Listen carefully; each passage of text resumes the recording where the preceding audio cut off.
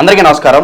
ఇవాళ మనతో ప్రముఖ ఆస్ట్రాలజర్, జ్యోతిష్య వాస్తు పండితులు బ్రహ్మశ్రీ ఉమామహేశ్వర సిద్ధాంతి గారు మనతో ఉన్నారు. వారితో మాట్లాడదాం. గురుగారు నమస్కారం. ఆయుష్మాన్ భవ. గురుగారు, కొంతమంది ధనికులు తీసుకుందాం. మా పరిస్థితి ఏంటంటే లక్ష్మీదేవి వల్ల మాకు బాగా ధనం ఉంది అని కొంతమంది అంటూ ఉంటారు. అలాగే కొంతమంది పేదవాళ్ళ సంగతి తీసుకుందాం. మా పరిస్థితి ఇలా అయిపోవడానికి కారణం మాకు దారిద్ర దేవత వరించింది, అందుకే మేము ఇలాగ పేదరికంలో మగ్గుతూ ఉన్నామని వాళ్ళు అభిప్రాయపడుతూ ఉంటారు. మరి దీనిలో ఎంతవరకు నిజం ఉందంటారు? మీ విశ్లేషణ ఏంటి? లక్ష్మి అంటే ధనాన్ని ఇచ్చేది, అలక్ష్మి అంటే దారిద్ర్యాన్ని ఇచ్చేది. లక్ష్మి అలక్ష్మి. అసలు ఈ లక్ష్మి అలక్ష్మిని ఎవరు, ఎలా వచ్చారు, ఎందుకు వచ్చారు ముందుగా తెలుసుకోవాలి. క్షీరసాగర సమయంలో లక్ష్మీదేవి ఉద్భవించింది నగలతో పాటు. అంటే ఒక రాత్రి ఉందంటే పగలు ఉండాలి, పగలు ఉండాలంటే రాత్రి ఉండాలి. క్షీరసాగర సమయంలో లక్ష్మీదేవి ఉద్భవించింది. ముందు లక్ష్మీదేవి ఉద్భవించింది అంటే ముందు హలాహలం ఉద్భవించింది, ఐరావతాలు ఇవన్నీ ఉద్భవించాయి. దాని తర్వాత సంగతి లక్ష్మి ఉద్భవించింది. లక్ష్మిని నారాయణుడు పెళ్లి చేసుకున్నాడు. నేను నిన్ను పెళ్లి చేసుకుంటాను, లక్ష్మి కూడా ఓకే. వెను వెంటనే మళ్ళా క్షీరసాగర సముద్రం నడుస్తుంటే అలక్ష్మి ఉద్భవించింది. మరి అలక్ష్మి ఎవరు పెళ్లి చేసుకుంటారయ్యా? నన్ను కాదు, నన్ను పెళ్లి చేసుకుంటారా లేదా అని లక్ష్మీదేవి పుట్టింది మా అక్క. మరి నేను లక్ష్మిని పుట్టాను, నేనేం చేయను? నువ్వు అక్కవైనా లక్ష్మిని చెల్లి అని మేము భావిస్తాం. దేవతలో చెల్లిని భావిస్తాం, నిన్ను అక్క అని భావిస్తాం. జ్యేష్ఠాదేవి, నిన్ను జ్యేష్ఠాదేవిగా ఉద్భవిస్తావు. నువ్వు తర్వాత పుట్టావు, రైటే, ఉద్భవించడం లేట్ అయింది నీకు కొద్దిగా, కానీ జ్యేష్ఠాదేవి నువ్వు అనే ఒక నామకరణం మాత్రం ఇచ్చేశారు. ఇక్కడ జ్యేష్ఠాదేవికి కోపం వచ్చింది. నన్ను జ్యేష్ఠాదేవిగా మార్చి నన్ను ఎవరు పెళ్లి చేసుకోవట్లేదు, నా దగ్గరికి ఎవరు రానట్లేదు, నిన్ను పెళ్లి చేసుకుంటే ఏముందిక సకల దరిద్రాలు చుట్టుకుంటే అంటున్నారు వీళ్ళు, ఏంటి ఈ పద్ధతి అని కోపం వచ్చి లక్ష్మిని శపించింది. నిలకడలేని విధానంగా ఉండుగాక. లక్ష్మికి నిలకడ లేదు, లక్ష్మీదేవి నిలకడ ఉండదు. ఒక ఇంటిలోకి వెళ్ళిందంటే ఆ ఇంటిలో జీవితకాలం వరకు అందులోనే ఉండిపోతాను నేను, ఆ ఇంట్లో ధనాన్ని కురిపించేస్తానని కానీ అటువంటి ఏమీ ఉండవు. ఇప్పుడు కొన్నాళ్ళు ఎదురుగా ఇక్కడ ఏం బాగాలేదు నాకు, ఇంకో పక్కింటిలో వదాం అని పక్కింటికి వెళ్ళిపోతుంది. నిలకడ లేని తత్వాన్ని ఈవిడి వల్ల వచ్చింది. అయితే ఇక్కడ ఇంకొక కథ చెప్పుకోవాలి. ఇంకో కథ చెప్పుకోవాలంటే కులాల మీద చెప్పాలి. కులాలని విమర్శించడం నాకు ఇష్టం లేదు, కులాల వారిని విమర్శించడం నాకు ఇష్టం లేదు. ఏ కులమైనా మంచి కులం, మానవత్వం కలిగిన కులమే ఉంటుంది. కాబట్టి ఒక కులస్తుడు ఉన్నాడు, ఆయన మహా పిసినారి, పిల్లికి బెచ్చం పెట్టడం, ఏం చేయాలో అర్థం కావట్లేదు. లక్ష్మీ పూజని విపరీతంగా చేసేస్తున్నాడు. ఎర్రని కలువ పువ్వులు తీసుకొచ్చి, మంచి సుగంధ ద్రవ్యమైన వస్తువులు తీసుకొచ్చి లక్ష్మీదేవిని దీపాలంకరణ చేసి పూజ చేస్తున్నాడు. ఆరంటే వెళ్తే లక్ష్మి చూసింది, ఓహో ఎంత బాగా చేస్తున్నాడు ఇతడు అని చెప్పి, నాయన నీ ఇంటికి వస్తాను, లక్ష్మీదేవి వచ్చాను, నాకు ఆసనం ఎక్కడ ఉందని అడిగింది. ఆసనం అనగానే ఏం చెప్పాలి, ఏదో ఒక ఆసనం చెప్పాలి. ఈయనేం చేశాడు, ఒక గళాపెట్టిని చూపించాడు. గళాపెట్టి అంటే డబ్బులు వేసుకుని పెట్టి, ఇదివరకు గళాపెట్టెలు అన్నివరకు, ఆ పెట్టి మీద కూర్చోమ్మా అన్నాడు. సుఖంగా ఉంటుంది, దాని మీద కొట్టేసి దాని మీద కూర్చుంది. ఈయన కూర్చున్నప్పుడు నుంచి సంతోషపరమైన పరిస్థితి ఉంది. సంతోషకరమైన పరిస్థితులు ఉంటే జ్యేష్ఠాదేవి చూసింది. జ్యేష్ఠాదేవి చూసింది అంటే ఆ ఇంటి పక్కింటి వాడిని దగ్గరికి రావాలి. వచ్చింది. వచ్చి రాగానే ఆ పక్కింట్లో ఉన్నది ఎవరో, ఈయన తమ్ముడే. ఈయన తమ్ముడే ఏం చేశాడు, వచ్చి రాగానే అన్నాదమ్ములిద్దరికి పడదు, వైరు ఉంది. నేను నీ ఇంటికి వచ్చాను రాబాయ్, నేను నీకుంటాను అన్నాడు. ఎక్కడ కూర్చోమంటావు చెప్పు, చోటు. ఎవరు నువ్వు? నన్ను అలక్ష్మి అంటారు. ఓహో అలక్ష్మి, నువ్వు కదలకూడదు, నువ్వు కదలేకూడదు, ఏం చేయాలి అని చెప్పేసి వీడి కింద గుణపం తాతాడు, చిన్నది ఈ మాత్రం గుణపం, దాని మీద గుడ్డేసాడు, గుణపం దాని మీద కూర్చుంది, బాధపడింది. ఈ దుర్మార్గుడేటి ఇలా కూర్చోబెట్టినాను అని. అన్నయ్య అని పక్కింట్లోకి వెళ్ళిపోయా, నా ఇల్లు కూడా నీకే రాసిచ్చేస్తున్నాను, నువ్వే తీసేసుకో నా వద్దు, నేను వెళ్ళిపోతున్నాను, నేను మా అత్తోరింటికాడ వ్యవసాయమో వ్యాపారమో ఏదో చేసి బతుకుతాను, ఈ రోజు నుంచి ఇల్లు కూడా నీదే అని సంతకం ఉంటాను. ఆహా, లక్ష్మీదేవి వచ్చింది కదా మన ఇంటికి, ఆనందం చేస్తుందే, ఈ ఇల్లు కూడా నాకు ఇచ్చేసాడు అని సంతోషపడ్డాడు. ఈ ఇల్లు ఈడిదే, ఆ ఇల్లు ఈడిదే. ఇల్లు ఎప్పుడైతే విడిపించే మధ్యలో గోడ తీసేసాడు, మధ్యలో గోడ కూడా తీసేసాడు. ఎందుకు గోడ అడ్డు, రెండు ఇల్లు మనయే. ఈ లక్ష్మీదేవికి కంపరం ఎత్తిపోతుంది. అంటే జ్యేష్ఠాదేవి ఎప్పుడైతే పక్కన ఉందో లక్ష్మీదేవికి స్థిరత్వం ఉండదు, వెంటనే కోల్పోద్ది. ఈ దుర్మార్గుడు ఇంట్లో కూర్చుని కంటే ఏదో పెట్టి మీద కూర్చోబెట్టాడు. ఈ దిక్కుమాలాడు నన్ను స్థిరతత్వమైన చోట ఉండనివ్వకుండా చేసినవాడు గొప్పవాడు, కాబట్టి ఆ దగ్గర పోదాం అని చెప్పేసి తమ్ముడింటికి వెళ్ళిపోయింది. తమ్ముడిల్లు అక్కడ ఊరు దాటిపోయిన తర్వాత అక్కడికి వెళ్ళిన తర్వాత వీడు కొంచెం ఏదో వ్యాపారం చేశాడు, వ్యవహారం చేశాడు, ఆర్థికంగా బాగుపడ్డాడు, మంచి పేరు ప్రఖ్యాతులు సంపాదించుకున్నాడు. ప్రతివాడికి దాన ధర్మాదులు చేయడం మొదలుపెట్టాడు. దానములు అంటే పూర్వకాలంలో అన్ని దానముల కన్నా అన్నదానాన్ని మించిన దానం లేదు. అన్నాన్ని దానం చేయాలి. రోజుకి 1000 మంది భోజనం పెట్టేక్కర్లేదు, ఒక ఇద్దరు పెట్టు, ఆడ ఐశ్వర్యవంతుడు అవుతాడు, కుబీరుడుగా మారుతాడు. అటువంటి విధంగా ఉంటుంది. అంతేగాని ధనం ఉంది కదా అని ఒకలాగా మాట్లాడేవాళ్ళు ఉన్నారు ప్రస్తుత కాలంలో, ధనము లేని వాడిని ఇంకొక రకంగా మాట్లాడేవాళ్ళు ఉన్నారు. ధనం ఉంది, కన్ను మెన్ను కనపడతలేదు. లక్ష్మీదేవి నెత్తి మీద కూర్చో అన్నాడు ఒకడు. నువ్వు అక్కడెక్కడ కూర్చోని పెట్టమ్మా, నా ఇంట్లోకి వచ్చావు, అక్కడెక్కడ కూర్చోదు, నా నెత్తి మీద కూర్చో, నా నెత్తినే నీకు ఆసనంగా ఇస్తున్నాను అంటే, లక్ష్మి నెత్తి మీద ఉందంటే మనం అంతటి పెద్ద కుబేర్లు అయిపోతాం అని ఆశపడ్డాడు. లక్ష్మి నెత్తికెక్కింది. లక్ష్మి నెత్తికెక్కితే ఏమవుతుంది, కళ్ళు ఎత్తుకెక్కాయని చెప్పేసి మన పెద్దలు అంటారు. డబ్బు ఎక్కువైందంటే ఎడతవాడు ఏంటో ఈడేంటో ఈడి పెద్ద ఏంటో ఆలోచించడు. నోటికి ఎంత వస్తే అంతా వాగేస్తాడు, నోటికి ఏమో వస్తే అది మాట్లాడతాడు, ప్రతి వాళ్ళని నిందిస్తాడు. డబ్బు ఎక్కువైనాడు. ఎప్పుడైతే ప్రతి వాడిని నిందించి అసభ్యకరంగా ప్రవర్తించాడో ఆ యొక్క సభ్యత వల్ల జనంలో నష్టం వచ్చి జనమే వాడిని నష్టపరిచే విధానం, జ్యేష్ఠాదేవే నష్టపరిచే విధానంగా చేసుకొస్తుంది. వాడు మళ్ళీ లక్ష్మి అక్కడి నుంచి వెళ్ళిపోతుంది. నిలకడ తత్వము లేని లక్ష్మి ప్రవర్తన. ఇదే విధానాన్ని ఆదిపరాశక్తిని వ్యాస మహర్షి అడిగాడు. ఏంటి తల్లి ఇంతటి విశేషాలు చేస్తున్నావు అని. అప్పుడు అనుకున్నాడు అనమాట వ్యాస మహర్షి, ఏముంది అమ్మా ఆదిపరాశక్తి, నీ సింహాసనంలో నువ్వు కూర్చో అన్నాడు. ముందు నీ సింహాసనంలో నువ్వు కూర్చో. ఆదిపరాశక్తి సింహాసనంలో కూర్చోగానే సింహాసనంలోని మనలా దిండేరు, పరమశివుడే వచ్చి ఇలా కూర్చోవాలి. పరమశివుడి మీద నాభిస్థానం యందు ఆదిపరాశక్తి కూర్చోవాలి.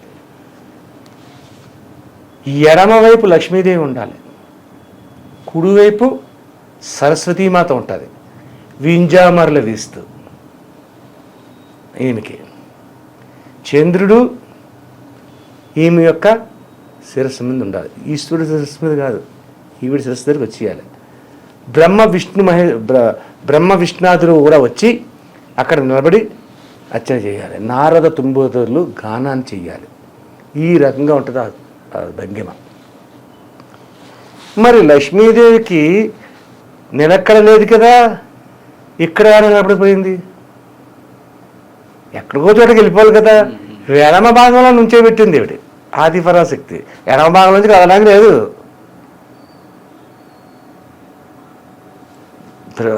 సరస్వతీదేవికి కూడా నిలకడ లేదు ఒక రకంగా.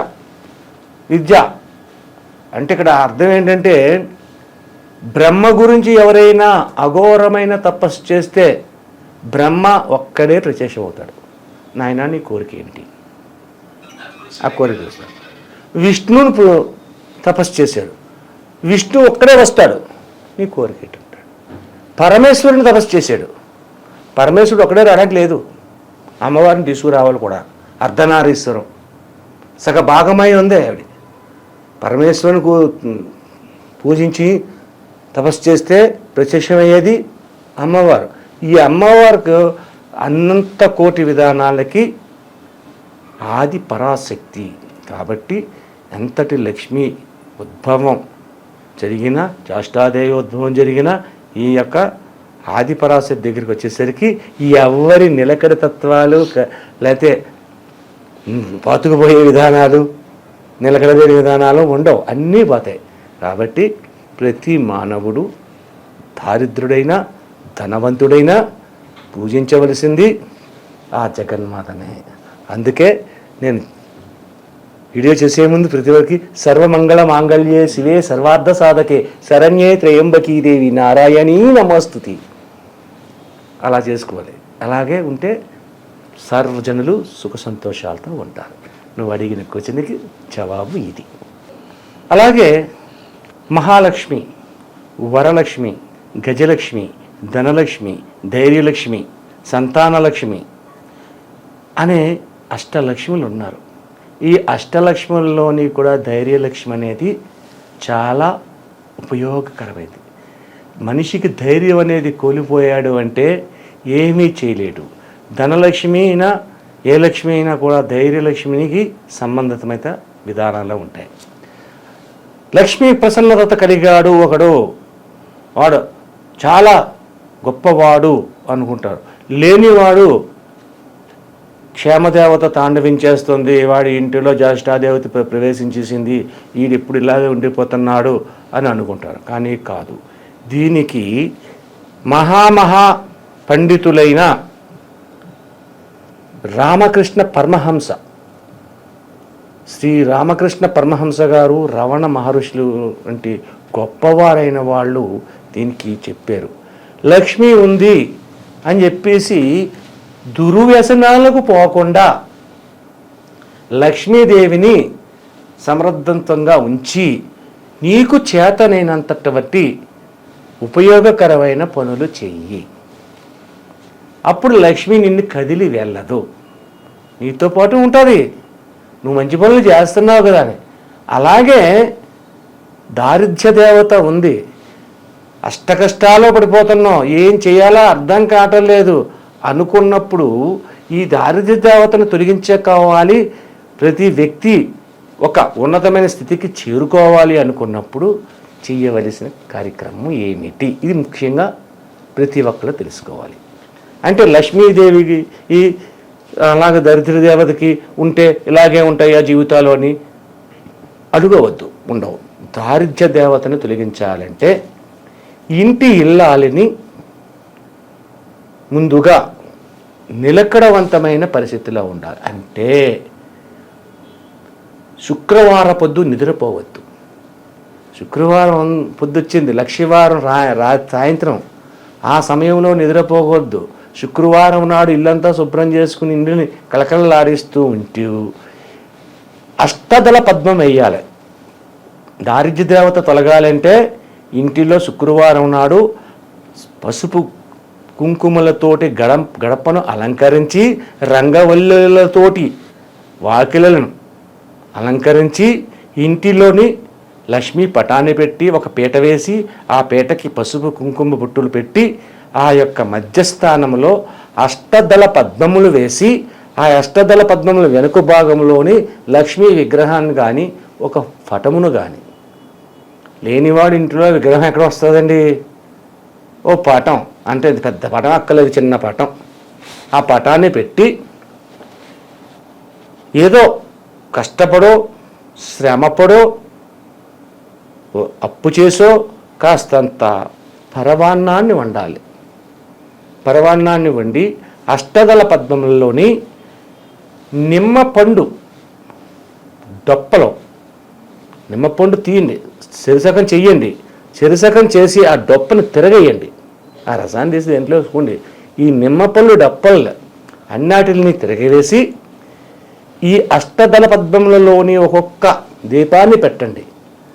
మధ్యలో ఉన్న దాంట్లో 9వ దీపాన్ని పెట్టండి. దీన్ని నవముఖ దీపము అంటారు. నిమ్మకాయలు అంటే పండిన నిమ్మకాయలు, నేను చెప్తున్నాయి పసుపు పచ్చని నిమ్మకాయలు. పసుపు రంగు అంటే అమ్మవారికి ఇష్టం, అంతేగాని నువ్వు నలుపు రంగు ఆకుపచ్చ రంగులు పెట్టకూడదు. పసుపు రంగు నిమ్మకాయలు తీసుకొచ్చి ఆ నిమ్మకాయలు చిరసకం చేసి 9 డిప్పలు పెట్టి ఆ 9 డిప్పల్లోని కూడా ఆవు నెయ్యిని పోయండి. పువ్వొత్తులని అమ్ముతారు. కాడొత్తు వేరు, పువ్వొత్తు వేరు. ఈ పువ్వొత్తులు 9 ఆటిల్లో పెట్టండి. దీన్ని అగరవత్తితో వెలిగించండి. అలాగే ధూపం ఇవ్వండి. అలాగే ప్రసాదంగా ఈ యొక్క క్షీరాన్నాన్ని ప్రసాద నివేదన చేయండి. లక్ష్మీదేవి యొక్క అష్టోత్తర నామాల్ని చదివి పూజ చేయండి. వీలైతే మీకు కలువ పువ్వులను తీసుకురండి. ఈ శుక్రవారం నాడు కలువ పువ్వులను తీసుకురండి. మీకు ఎన్ని సంప్రాప్తమైతే అన్ని, ఎక్కువ అక్కర్లేదు. కలువ పువ్వులు ఎప్పుడైతే తీసుకొచ్చి ఆ కలువ పువ్వులు ఆ లక్ష్మీదేవి ఫోటోకు పెట్టి ఈ యొక్క క్షీరాన్నాన్ని నివేదన చేసి పూజించి ఇక్కడ ముద్ద కర్పూరం అని అమ్ముతారు. హారత కర్పూరంలోని రకాలు ఉంటాయి. ముద్ద కర్పూరం అని అమ్ముతారు. అది ముద్దలాగా ఉంటుంది. పూర్వం దొరికి ఇప్పుడు దొరుకుతుంది, కొంచెం కాస్ట్ ఎక్కువ ఉంటుంది. ఆ ముద్ద కర్పూరాన్ని వెలిగించాలి. బిళ్ళ ఉంటే హారత బిళ్ళ అవి కాదు, ముద్ద కర్పూరాన్ని హారతి ఇవ్వాలి. హారతి ఇచ్చి ఈ యొక్క క్షీరాన్నం ఎందులో పెట్టాలి? అరటి ఆకులో పెట్టాలి. ఇస్తరాకులో కానీ లేదంటే ప్లేట్లో కానీ, స్టీల్ ప్లేట్లో కానీ. స్టీల్ అంటే దారిద్ర్యానికి దగ్గరగా ఉంటుంది. ఇలాంటివి కాదు. రాగి ప్లేట్లో అలా పెట్టకూడదు, ఇతర ప్లేట్లో కూడా పెట్టకూడదు. కాబట్టి అరటి ఆకులో పెట్టాలి. అరటి ఆకులో నైవేద్యం పెట్టి సమర్పించి అమ్మవారికి అష్టోత్తర నామాలు అయిపోయిన తర్వాత మీరు పూజ చేసిన గదికి బయటకు వచ్చేసి ఇంట్లో ఎవరూ లేకుండా ఆ తలుపుల్ని మూసివేయాలి. మూసివేయాలి అంటే సాయంత్రం మూసివేయాలండి. సాయంత్రం మీ అవసరం లేదు. ఒక 10 నిమిషాలు లేక 15 నిమిషాలు. మరి మన లోపలికి వెళ్ళకపోతే మన పనులు అవ్వో. అప్పుడు తలుపు తీసేటప్పుడు తలుపుని మహాలక్ష్మీమాత అని తలచి లక్ష్మీ క్షీర సముద్ర రాజ్యతనయ శ్రీరంగ రామేశ్వరి రాజీభూత సంస్థ దేవవనితాం లోకైక దీపాంకురం అనే శ్లోకాన్ని చదివి తలుపు తట్టి తలుపు తీసుకుని లోపలికి వెళ్ళాలి. ఇలాగా అయితే చాలా చెప్పింది చాలా ఈజీ అండి. మా దరిద్రం పోద్దంటున్నారు, అయితే మీరు రేపే శుక్రవారం రేపే చేసేస్తాం. ఇలా కాదు, నవ శుక్రవారములు అంటారు. 9 వారాలు చెయ్యాలి. 9 శుక్రవారాలు ఇదే రీతినే చేసుకుంటా రావాలి. అప్పుడు నవదుర్గ అనుగ్రహంతో అష్టలక్ష్మి, నవదుర్గ ఎక్కడుంది? అష్టదీపములను పెట్టిన మధ్యలో ఉంది ఆది పరాశక్తి. ఆది పరాశక్తి మధ్యలో ఉంది. చుట్టూ ఎవరున్నారు? అష్టలక్ష్ములు ఉన్నారు. అప్పుడు ఈ అష్టలక్ష్ములు ఈ యొక్క గృహానికి రావడం అనేది జరుగుతుంది. దరిద్ర దేవత వెళ్ళిపోతుంది. ఇక్కడ మనం చెప్పుకోవాల్సిన విషయం ఏంటంటే, లక్ష్మీదేవి మన ఇంటికి వస్తున్నప్పుడు కొత్త పెళ్లి కూతురు పెండ్లి పీటల మీదకి నడిచి వస్తే ఎలా ఉంటుంది? కొత్త పెళ్లి కూతురు పెండ్లి పీటల మీదకి నడిచి వస్తే ఎంత వయ్యారంగా, ఎంత అందంగా, ఎంత గుంభనంగా వస్తుందో ఆ రకంగా వస్తుంది. ఇక అలక్ష్మి తిరిగి వెళ్ళిపోతుంటే ఏ రకంగా ఉంటుంది? అలక్ష్మి తిరిగి వెళ్ళిపోతుంటే ఉండేదంటే పిచ్చుకొక కరుతున్నాడు, పరిగెడతాడు ఎవరైనా. ఇక్కడ ఆదిపరాశక్తి ఊరుకోవట్లేదు. ఇక్కడ ఆదిపరాశక్తి అంటే మామూలు శక్తి కాదు. పిచ్చి కుక్క తరుగుతే ఎలా పరిగెడతాడో మానవుడు అలాగుంటుంది ఆమె వెళ్ళే విధానం. మందగమనంగా వస్తుంది. వచ్చేటప్పుడు ఆ లక్ష్మి మందగమనంగా వస్తుంది, లోపలికి వచ్చేటప్పుడు పరిగెట్టేటప్పుడు చాలా ఫాస్ట్గా వెళ్ళిపోద్ది. అంటే వెళ్ళిపోయేటప్పుడు అందంగా ఉంటుంది, వచ్చేటప్పుడు అందంగా ఉండేది లక్ష్మీదేవి. ఈ యొక్క విధానాన్ని ఇది రామకృష్ణ పరమహంస, అలాగే తిరువన్మలలో ఉన్నటువంటి అరుణాచల ఈశ్వరుడైనటువంటి రమణ మహర్షి వీళ్ళు చెప్పారు ఇది ఒక విధానాన్ని. ఇప్పటికీ మనం తిరువన్మల వెళ్తే అక్కడ ఆయన ఆశ్రమంలోకి వెళ్తే ఆశ్రమంలో ఈ పుస్తకాలు ఉంటాయి, చక్కని పుస్తకాలు ఉంటాయి. అన్నీ అక్కడ కూర్చుని అన్నీ అధ్యయనం చేయొచ్చు, పెద్ద లైబ్రరీ ఉంది. ఈ విధానం అక్కడి నుంచి తెలుసుకోవడం జరిగింది. ఇంట్లోకి లక్ష్మీదేవిని ఎలా ఆహ్వానించాలి, అలాగే దారిద్ర దేవతను ఎలా సాగనింపాలి, అలాగే పూజ విధానం చాలా చక్కగా వివరించారు గురుగారు. ధన్యవాదాలు. ఆయుష్మాన్ భవ.